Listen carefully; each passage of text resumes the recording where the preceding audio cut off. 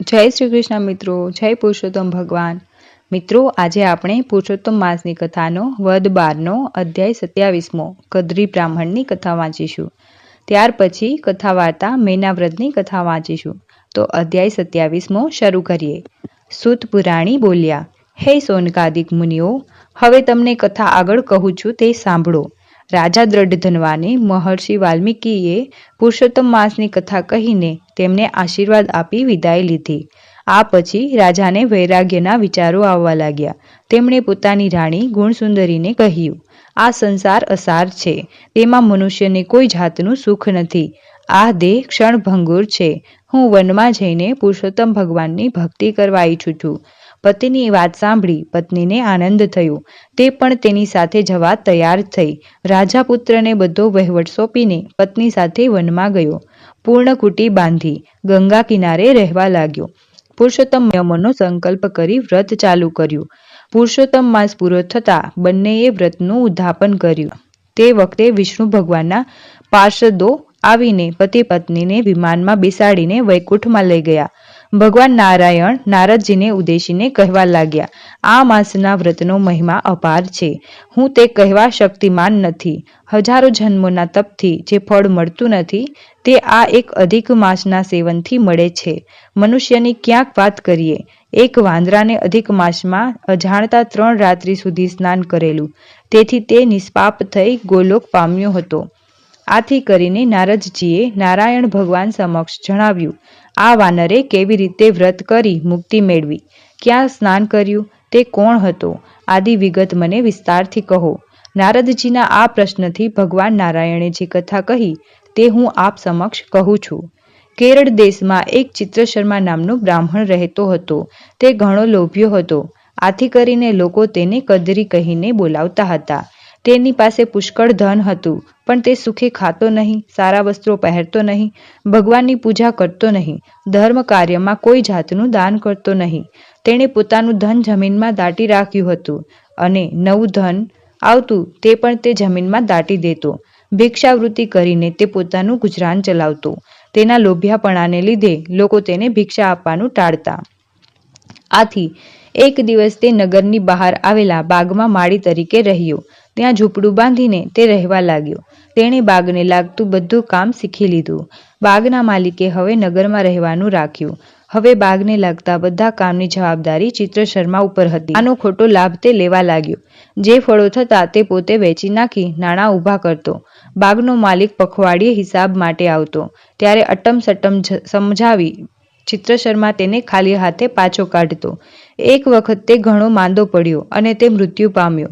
યમદૂતોએ તેને યમરાજા સમક્ષ ખડો કર્યો। યમરાજાના ચોપડામાં તેના જમા પાસા કંઈ ન હતું, પણ ઉધાર પાસું ખાસું લાંબુ હતું। આથી યમરાજાએ તેને પ્રેતયોનીમાં નાખ્યો। ફળોની ચોરીના અપરાધ બદલ તેને 1000 વર્ષ સુધી વાનરની યોનિમાં નાખ્યો। શ્રી બૃહન્નારદીય પુરાણના પુરુષોત્તમ મહાત્મ્યનો કદ્રી બ્રાહ્મણની કથા નામનો 27મો અધ્યાય સંપૂર્ણ થયો। હવે આપણે પુરુષોત્તમ માસની પાવન કથા મેના વ્રતની કથા વાંચીએ। કૈલાશ પર્વત ઉપર પાર્વતી દેવી બેઠા બેઠા કંઈ વિચાર મગ્ન છે। ત્યાં બ્રહ્મર્ષિ વસિષ્ઠના પત્ની અરુંધતી આવ્યા। તેમણે જોઈ પાર્વતીજીએ કુશળતા સમાચાર પૂછી આવવાનું કારણ પૂછ્યું। ત્યારે અરુંધતી બોલ્યા, હે માતાજી, આપની પાસેથી 12 માસના તમામ પવિત્ર વ્રતોનો મહિમા મેં જાણ્યો છે, તેની વ્રતવિધિ પણ જાણી છે, પરંતુ હજુ સુધી આપે પુરુષોત્તમ માસ માટે કંઈ પણ કહ્યું નથી। તો કૃપા કરીને તમે જણાવો કે મારે પવિત્ર ગણાતા પુરુષોત્તમ માસમાં શું કરવું? સતી અરુંધતીની વાત સાંભળી પાર્વતી દેવી બોલ્યા, તમારે પુરુષોત્તમ માસના વ્રત વિશે જાણવાની જિજ્ઞાસા છે, તો હું તમને તેના અંગેની વ્રતવિધિ તથા મહિમા જણાવું છું। કેમ કે આ વ્રતથી અખંડ સૌભાગ્ય, સંતતિ, સંપત્તિ આદિ પ્રાપ્ત થાય છે। ત્યારે અરુંધતી કહે છે, હે માતા, પહેલા મને આ વ્રતનો મહિમા સમજાવો। પાર્વતીજી બોલ્યા, એક દિવસની વાત છે।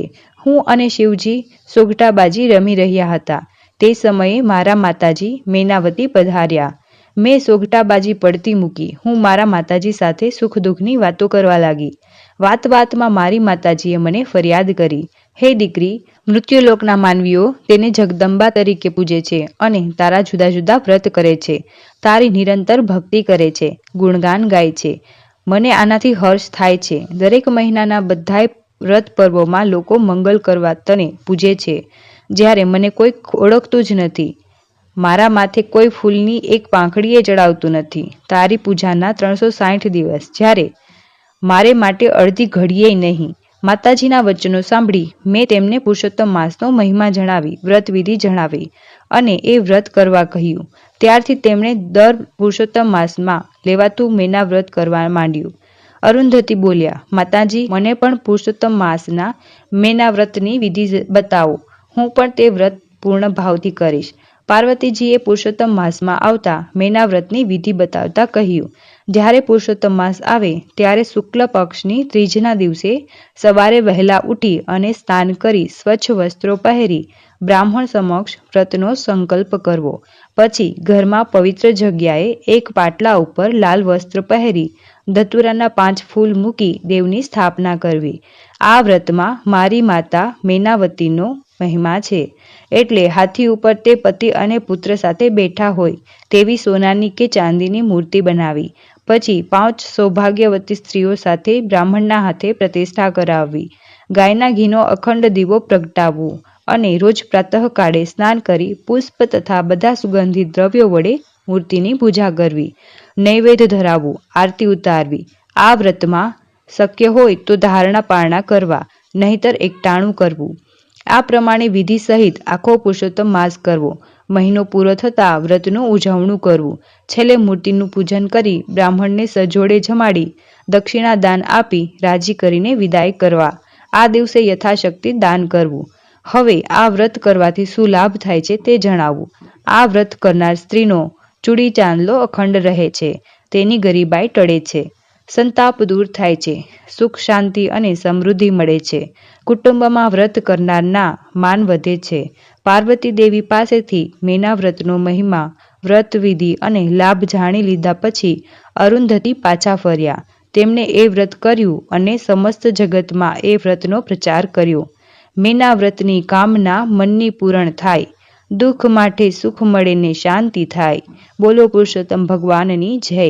મિત્રો, વિડીયો સારો લાગે તો નીચે કમેન્ટ કરીને જરૂર જણાવજો અને અમારી ચેનલને લાઇક, શેર અને સબસ્ક્રાઇબ જરૂર કરજો. જય શ્રી કૃષ્ણ.